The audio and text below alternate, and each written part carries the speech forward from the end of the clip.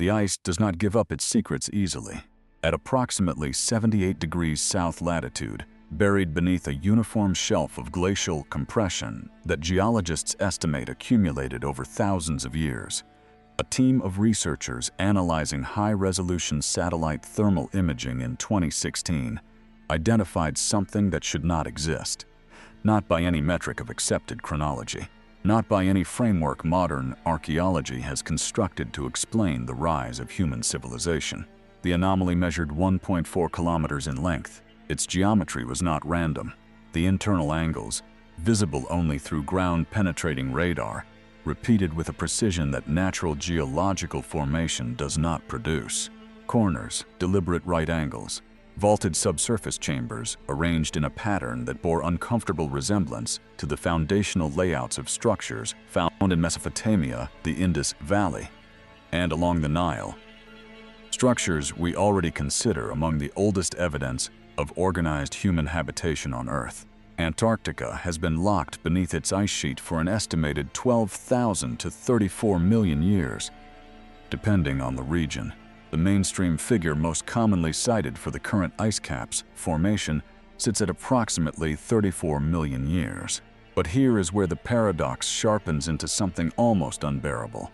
Certain coastal regions of Antarctica, particularly those now mapped beneath the Ross Ice Shelf, show evidence of ice accumulation beginning far more recently, within a window that places their freezing squarely inside what we have long called the era before human civilization even existed, before Sumer, before Egypt, before the wheel, and yet beneath that ice, something was built. The thermal signature does not lie. The geometry does not occur by accident. And the deeper one pulls at this thread, through suppressed radar surveys, declassified military expeditions, and texts from ancient cultures separated by entire oceans, the more a single devastating question begins to take shape. What civilization was already old enough, advanced enough, and vast enough to leave permanent architecture at the bottom of the world? And who decided the rest of us were never meant to find it? The story we have been given is clean, comfortable. It has the reassuring quality of something settled, a matter long resolved by serious men in serious institutions, filed away and no longer requiring examination. According to the consensus framework taught in every university archaeology department on Earth, complex human civilization began approximately 5,500 years ago in the river valleys of Mesopotamia. The Sumerians emerged, then the Egyptians, then the Indus Valley cultures. Civilization, we are told, did not spring from a single point, but arose independently across several regions, each culture bootstrapping itself from nomadic subsistence into organized urban life through a gradual, linear progression. Agriculture first, then pottery, then writing, then monumental architecture, always in that order. Always moving forward, never backward, never sideways, and never, under any circumstances, beginning somewhere we have not already agreed to look. Antarctica, within this framework, is assigned its simple identity. A frozen, lifeless continent, geologically active in its deep past, but utterly devoid of any human presence. It was first sighted by Western explorers in 1820. It was mapped, incompletely, across the following century. It was never inhabited. It never could have been. The ice, according to accepted science, has rendered the continent inhospitable for far longer than the human species has existed in any form capable of building permanent structures. This is the official position. It is stated with confidence because it has never been seriously challenged within institutional channels. The anomalies that do surface, the thermal signatures, the geometric radar returns, the ancient maps that will be examined in detail shortly, are absorbed quietly, reclassified, or simply left unpublished in journals that never reach general circulation. The story remains clean, but the ice beneath our assumptions is beginning to crack. The first crack appeared not in Antarctica itself, but in a Turkish palace library in 1929. A cartographer named Halil Edem was cataloging a collection of ancient maps when he uncovered a document drawn on gazelle skin parchment dated to 1513 and signed by an Ottoman admiral named Piri Reis. The map itself was remarkable for its era. But what stopped researchers cold was a single geographic feature rendered along its southern edge. A coastline, detailed, annotated, physically accurate in its major contours. It was the coastline of Antarctica. Specifically, it depicted the subglacial topography of Queen Maud Land. Not the ice surface visible today, but the actual rock coastline buried beneath the ice sheet. A coastline that modern cartography was only able to confirm through seismic survey technology developed in the 20th century. A coastline that in 1513, no European, no Arab, and no known civilization had any documented knowledge of, because Antarctica would not be officially sighted for another 300 years. When United States Air Force Lieutenant Colonel Harold Z. Ohlmeyer reviewed the Piri-Reis map in 1960, at the request of researcher Charles Hapgood, he wrote in an official correspondence that the map's depiction of the Antarctic coastline matched the results of a 1949 seismic survey, with an accuracy that, in his assessment, could not be attributed to coincidence. His conclusion was precise and, in academic circles, profoundly uncomfortable. The source maps from which Piri-Reis compiled his document must have originated from a survey conducted before the Antarctic coastline was covered by ice. Before the ice, that phrase carries the full weight of the paradox. Geologists who have studied Antarctic ice core samples from the Ross Sea region have identified evidence of temperate river sediment deposits, the kind produced by flowing rivers in an ice-free landscape dating to approximately 6,000 years ago. Other sediment analyses push that window earlier, toward 10,000 to 12,000 years before the present, a period that aligns with devastating precision to the era mainstream archaeology identifies as the very dawn of the first human settlements in Mesopotamia. In other words, while the ancestors of the Sumerians were pressing the first cuneiform marks into wet clay, a coastline at the bottom of the world was only just beginning to disappear beneath advancing ice. There was a window, a narrow, extraordinary window, during which the coastal regions of Antarctica were not only ice-free, but potentially temperate enough to sustain permanent habitation. And something, as the thermal imaging would later confirm, appears to have been built there during exactly that window. The geometry beneath the Ross ice shelf does not waver under scrutiny. Ground-penetrating radar surveys conducted as part of broader glaciological research, surveys whose anomalous findings were noted in technical appendices and subsequently omitted from public-facing summaries, show subsurface formations exhibiting internal regularity inconsistent with any known geological process. Basalt does not form right angles at repeating intervals. Granite does not organize itself into chambered sequences. Ice compression does not produce the thermal differential signatures recorded at this site, signatures that indicate enclosed interior spaces, rooms, rather than solid rock. The official explanation, where one is offered at all, defaults to a single word: geology. It is a word deployed with the confidence of an institution that has not yet been forced to look directly at what its own instruments are measuring. Every major ancient culture on Earth carries within its oldest texts a memory of water. Not rain, not seasonal flooding. Something total, something that ended a world. The Sumerian epic of Gilgamesh describes a deluge sent to erase humanity, survived by a single man forewarned by a god who broke ranks with the divine council. The Hebrew tradition preserves the same architecture of catastrophe in the story of Noah. The Hindu Puranas record Manu, the first man, guided through a world-ending flood by a divine fish. The Aztec codices speak of a previous sun, a previous age of humanity, terminated by catastrophic inundation. The ancient Greeks carried the memory of Ogyges and Deucalion, both survivors of floods that swallowed civilization whole. Plato, writing in 360 BCE, did not frame Atlantis as myth. He framed it as history. A technologically sophisticated maritime civilization destroyed in a single catastrophic event approximately 9,000 years before his own time. 9,000 years before Plato places the destruction at roughly 11,400 years before the present. Geologists call this boundary the Younger Dryas termination. It marks one of the most dramatic and rapid climate transitions in the Earth's recent geological record. A period between approximately 12,900 and 11,700 years ago, during which global temperatures shifted violently, ice sheets collapsed, and sea levels rose by estimates ranging from 60 to 120 meters within a geologically instantaneous time frame. The mechanism driving this event remains, officially, a subject of active scientific debate. Proposed causes include a comet or asteroid impact, a massive solar outburst, or the catastrophic drainage of glacial lake Agassiz into the North Atlantic, disrupting oceanic circulation patterns with global consequences.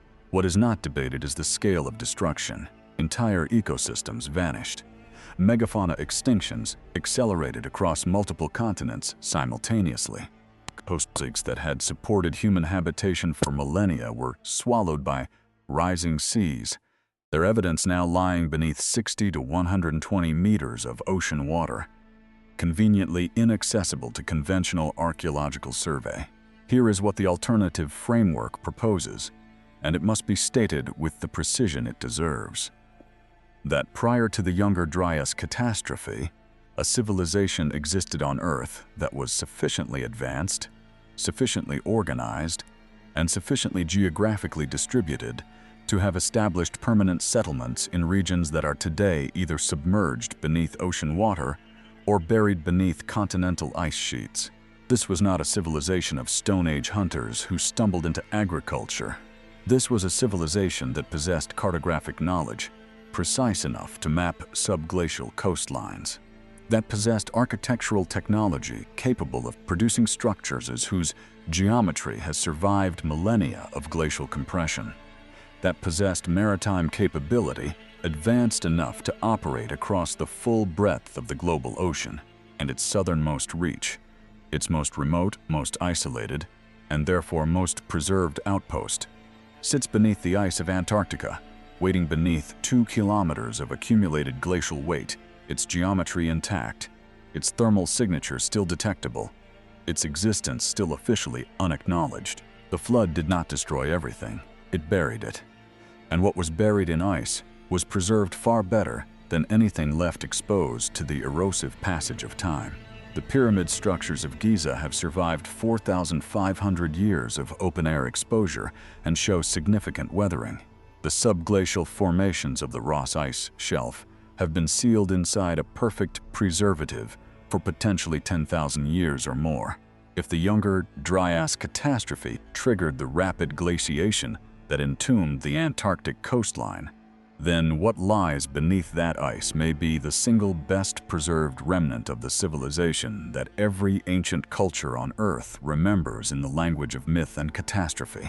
Not legend, not allegory, architecture, the Piri Reis map is not an isolated anomaly. It is the most famous member of a family of documents that, examined collectively, constitute something far more troubling than a single cartographic curiosity. The Orontius Phineas map of 1531 depicts Antarctica with a level of interior geographic detail, mountain ranges, river systems, coastal inlets, that matches 20th century subglacial survey data with an accuracy no 16th century explorer could have produced through guesswork or interpolation. The rivers shown on the Phineas map do not exist on the surface of Antarctica today. They exist beneath the ice, confirmed by seismic and radar survey, flowing through a landscape that has been sealed under glacial compression for millennia. The Buache map of 1739 goes further still, depicting Antarctica as 2 distinct landmasses separated by a central waterway, a geographic reality confirmed only in the 1950s when seismic surveys revealed that the Antarctic continent is in fact bisected by a subglacial channel running beneath the ice sheet. Philippe Buache had never been to Antarctica. No European of his era had. He stated explicitly in his accompanying notes that his map was compiled from source documents of unknown but clearly ancient origin. Ancient source documents, compiled by cartographers working in the 16th and 18th centuries, depicting geographic features of a continent that would not be officially cited for another century. and whose subglacial topography would not be scientifically confirmed for another 2 centuries after that. The question of where those source documents originated has never been answered by mainstream scholarship. It has, more accurately, never been seriously asked. Beyond the cartographic evidence, the physical signatures beneath the Antarctic ice demand examination on their own terms.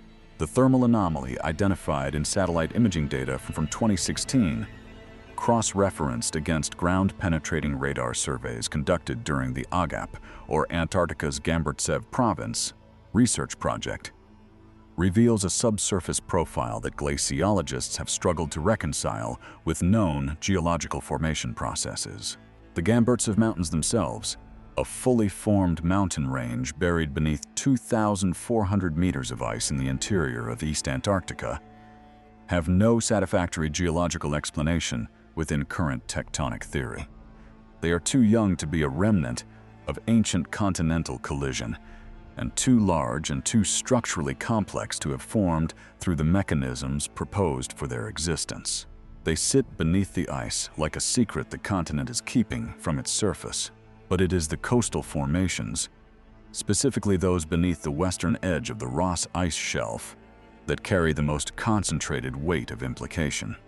Researchers affiliated with the British Antarctic Survey noted in a 2014 technical report, buried within a glaciological study of basal ice melt patterns, that certain subsurface thermal signatures in this region were inconsistent with expected bedrock profiles. The report attributed the anomaly to possible volcanic geothermal activity.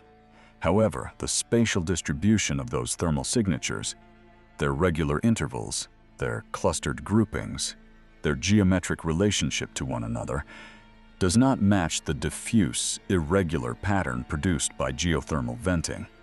It matches the pattern produced by enclosed architectural spaces retaining differential heat. Rooms retain heat differently than solid rock. Any building surveyor understands this principle. Applied to subglacial radar and thermal analysis, the implication is as straightforward as it is professionally dangerous to state openly in a peer-reviewed context. Then there are the texts. The ancient Indian Sanskrit epic known as the Mahabharata contains geographic descriptions of a southern polar continent referred to as Jambudvipa's southern extreme, a land of extreme cold and perpetual darkness inhabited in a previous age by a civilization of extraordinary sophistication. The ancient Vedic cosmological texts describe a world arrangement that places a great southern landmass at the axis of a previous world age, a world age terminated by catastrophic celestial and terrestrial upheaval.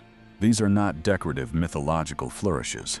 They are geographic and cosmological frameworks that, when mapped against physical evidence, align with a precision that demands explanation rather than dismissal.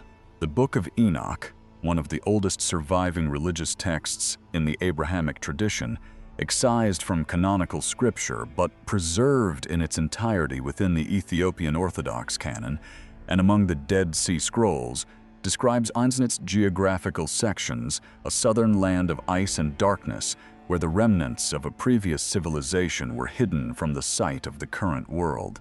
Hidden, not lost, not destroyed, hidden. There is a categorical difference between a civilization that collapsed and a civilization whose remnants were deliberately concealed. The evidence, cartographic, geophysical, textual, does not point toward random catastrophic erasure. It points towards something more deliberate, more organized, more recent. And that raises a question that the next chapter cannot avoid. If this evidence exists across so many independent domains, maps, radar surveys, ancient texts, glaciological anomalies, then who has been ensuring, for the better part of a century, that none of these threads are ever pulled together in a single, public, institutionally sanctioned investigation? In August of 1946, the United States Navy launched the largest military expedition ever mounted to the Antarctic continent. Its official designation was Operation High Jump. Its stated purpose was prosaic: to establish a research base, test military equipment under polar conditions, and conduct aerial mapping of the continent's coastline. 13 ships, 33 aircraft, 4,700 men, a submarine, a flagship aircraft carrier. For a cartographic research mission to an uninhabited frozen continent, the scale was extraordinary, so extraordinary that it attracted immediate international attention and no satisfactory public explanation. The expedition's commanding officer was Rear Admiral Richard E. Byrd, the most decorated and experienced polar explorer in American history. Byrd had conducted previous Antarctic expeditions and was considered the nation's foremost authority on the continent. He was not a man given to fantasy or imprecision. What he said publicly upon returning from Operation High Jump in February of 1947, after an expedition that had been planned for 8 months, but was abruptly terminated after only 8 weeks, was therefore received with a confusion that has never been fully resolved. In a press interview granted to the Chilean newspaper El Mercurio in March of 1947, Byrd stated that the most pressing threat facing the United States was the possibility of a polar attack by aircraft capable of flying from one pole to the other at tremendous speed. He spoke of the strategic importance of Antarctica in terms that implied not an empty frozen wilderness, but a theater of active geopolitical and potentially technological concern. He warned of objects and forces that existing American military doctrine was not prepared to address. The interview was largely ignored by the American press. Its transcript survived in Chilean and South American archives, where it remained accessible to researchers willing to look outside the Anglo-American documentary record. What had Byrd's expedition encountered in those 8 weeks that compelled a 4,000-man naval operation to abandon its stated 8-month mission and return home in silence? The official record offers nothing. The expedition logs that were declassified contain significant gaps. Entire weeks of operational activity, documented only in the most cursory terms with detailed survey data, aerial photography, and subterranean radar returns, either missing from the archive entirely or classified at levels that have not been downgraded in the 8 decades since. The men who served on Operation High Jump and later gave informal accounts, in letters, in deathbed testimonies recorded by family members, in conversations with researchers that were never intended for publication, described experiences that the official record does not accommodate: structured formations beneath the ice, objects encountered during aerial survey that did not match any known geography, a hasty and unexplained withdrawal. The institutional pattern that follows Operation High Jump is consistent and revealing. In 1959, the Antarctic Treaty was signed by 12 nations, establishing Antarctica as a demilitarized scientific preserve, a framework that, on its surface, represents an admirable exercise in international cooperation. Beneath that surface, the treaty contains provisions that effectively prohibit independent archaeological or geological investigation of significant portions of the continent without multilateral governmental approval. Any nation wishing to conduct subsurface survey beyond the parameters of approved scientific programs must seek authorization from a governing body whose membership consists of the same governments that signed the original treaty. The architecture of the treaty does not merely regulate Antarctica. It controls access to it with a specificity that seems disproportionate for a continent officially described as empty, lifeless, and geologically unexceptional. The Smithsonian Institution's role in suppressing anomalous archaeological findings has been documented in enough independent contexts to constitute a pattern rather than an allegation. Researchers who have submitted findings inconsistent with the accepted chronology of human civilization have reported systematic rejection, institutional pressure, and in several documented cases, the physical disappearance of artifact samples submitted for analysis. The Vatican's secret archive, now rebranded with the softer designation of the Vatican Apostolic Archive, contains cartographic and geographical documents from the medieval and Renaissance periods that have never been made available for independent scholarly review. Among the documents known to exist within that archive, based on partial inventories compiled before access restrictions were tightened in the late 20th century, are geographical texts and maps of the southern hemisphere dating to periods when no European power had any documented knowledge of the southern polar region. The motive for suppression is not difficult to reconstruct. The existence of a technologically advanced human civilization predating Sumer, predating Egypt, predating every foundation stone of the historical narrative upon which modern institutional authority rests, religious, governmental, and academic, would not merely revise history, it would detonate it. Every framework of human identity, civilizational progress, and institutional legitimacy that has been constructed over the past 5 centuries of Western academic and theological tradition rests on the assumption that we are the apex, that complexity and sophistication are recent achievements, that the arc of human history bends forward, not backward, toward a forgotten and more capable past. If that assumption is wrong, the institutions built upon it are not merely mistaken. They are, in the deepest sense, illegitimate custodians of a history that was never theirs to control. Consider for a moment what it would mean if this were true. Not as speculation, not as the premise of a thought experiment designed to be safely dismissed at its conclusion. Consider it as a working hypothesis supported by cartographic evidence, geophysical data, ancient textual corroboration, and the institutional behavior of organizations whose response to anomalous findings has been with remarkable consistency, suppression rather than investigation. If a technologically sophisticated human civilization existed prior to the Younger Dryas catastrophe, if it possessed maritime capability, architectural knowledge, and cartographic precision that we have spent the last 2 centuries attributing exclusively to cultures that emerged thousands of years after its destruction, then every foundational assumption of the academic discipline we call history requires not revision, but complete reconstruction. The timeline collapses first.